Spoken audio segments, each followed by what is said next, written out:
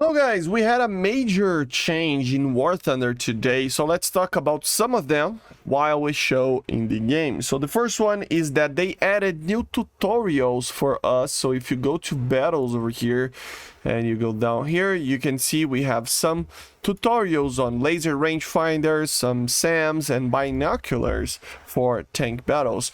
They did say that they were going to do that in the roadmap. So yeah, laser rangefinder, showing how to use a laser rangefinder.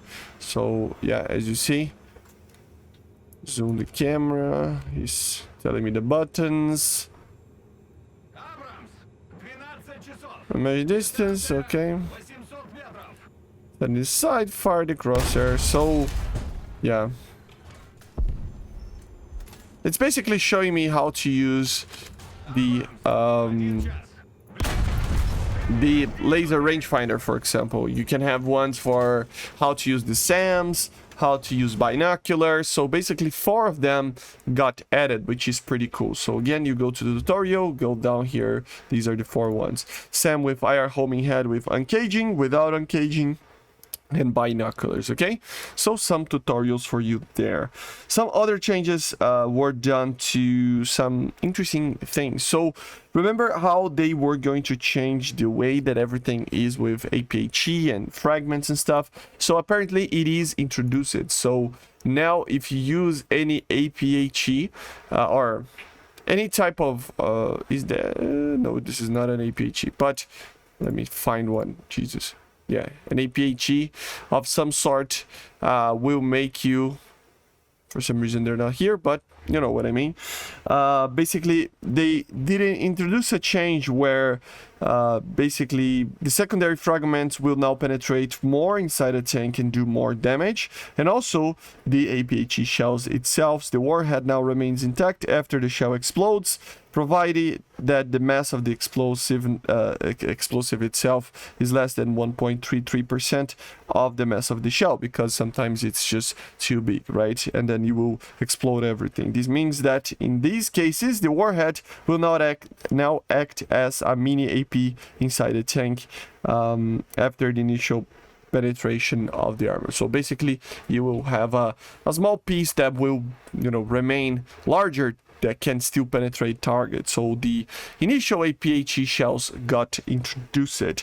We have some other changes, like for example, the spike missile got buffed to 900 millimeters of penetration, which is pretty good. I gotta say, this missile is kind of bad right now, so it was actually. So now it should penetrate a little bit more, be a little bit more effective. We have many other rounds that got changed. I'm gonna put it in the screen right now, all of them. There's so many of them, but all these rounds with basically a time fuse or a fuse of some sort. Like for example, one of them would be this one, the 830 A1.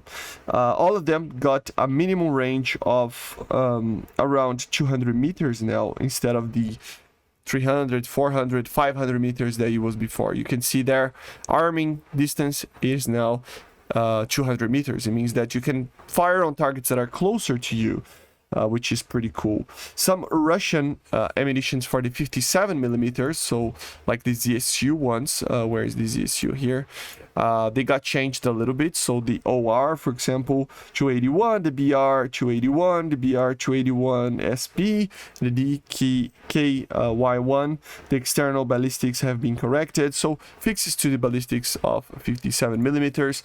A big change that I think will help a lot of people is, yes, as you see right there, we can have now a fuselage carried external fuel tank for the J-10. If you take the other ones, you can see that they are bigger because they take 1,500 liters and the middle one is 800 liters. So now we have plenty of fuel for the J-10.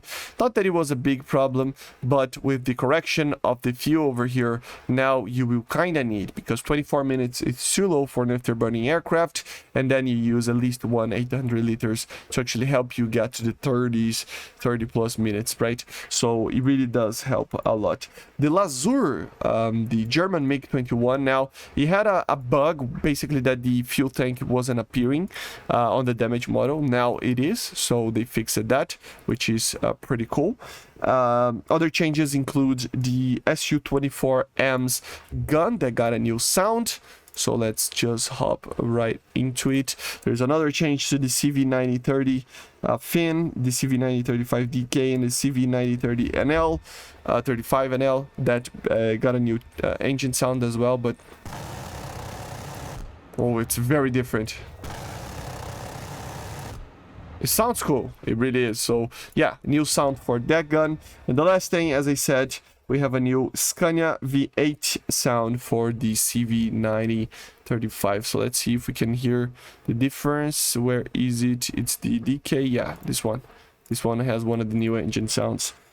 It doesn't change much, but it is pretty cool no matter what, right? So let's hear it. Come on, load it up. Come on. It sounds cool. Yeah, it's very different. Very, very different. It sounds a little bit of like a NASCAR car or something weird like that. It's a very weird sounding engine, but yeah, V8 Scania engine, so is up there. Okay, guys, but basically this is it.